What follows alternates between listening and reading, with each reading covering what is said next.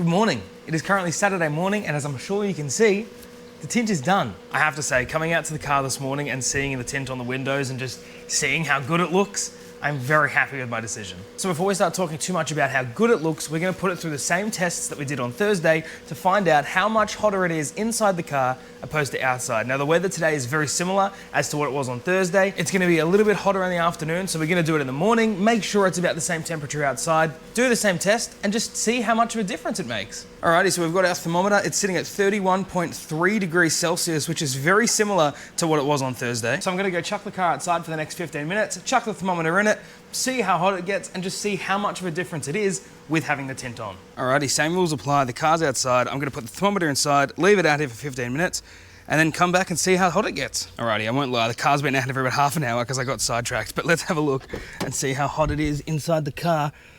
37.6 degrees? What? Stop it. That's 10 degrees less than without the tint. That's freaking insane. So after not 15 minutes, but 30 minutes of the car outside in direct sunlight with the thermometer inside, it is 10 degrees less than what it was without tint. That is insane. I thought there was going to be maybe 5 degrees, maybe 3, maybe 4, somewhere around that line.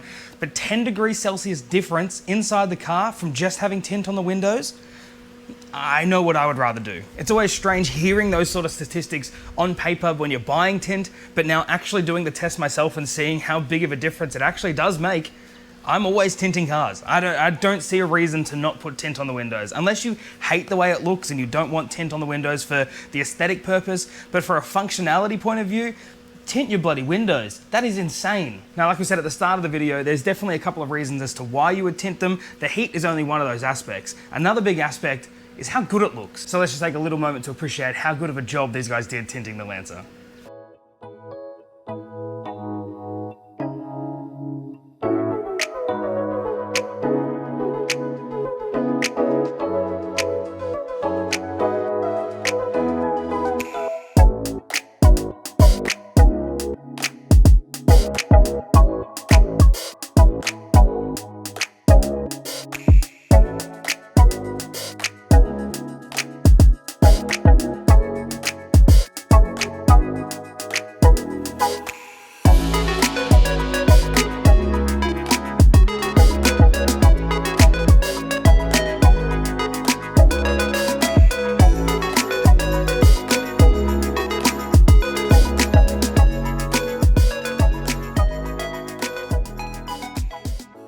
Now, seeing how good it looks now and seeing how well the guys put the tint on, would I attempt to do it myself? I've said this a couple of times now, I have tried to tint windows before, but seeing how well these guys did the tint, how easy it was for them to put it on with all the experience that they have, I would never try it again.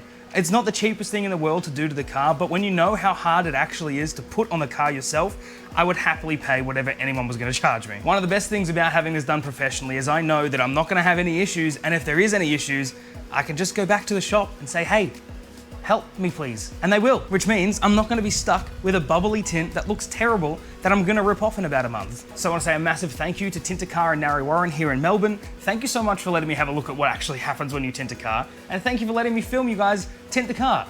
It means a lot, and you killed it. If you guys do live in the Melbourne area and you are looking for a tint, I'll leave the shop info in the description. Say what's up. They're a lovely bunch of people. I mean, overall, I'm just chuffed that the Lancer has some tint. We can finally take it out comfortably in the heat without having to worry too much about turning it into a sauna. As far as the heat goes, I'm still mind blown that it was a 10-degree difference between no tint and tint, and I'm sure that if we left the car out there for another couple of hours, it would only be worse. If you guys like this video, don't forget to leave it a thumbs up. Also, let me know if you enjoy this kind of content. I've had a lot of fun filming some videos on the Lancer, and if you want to see more of them, please let me know. If you want to see more of the content that I make, I post new videos every week. Go subscribe. You won't regret it. Hopefully. If you want to come and check out the streams, I stream every second day. I'll leave all the information in the description. I would love to have you there. If you want to join us on any of our social media, everything will be below. Come and join the team. Other than that, I'm going to leave you guys to it. Bye.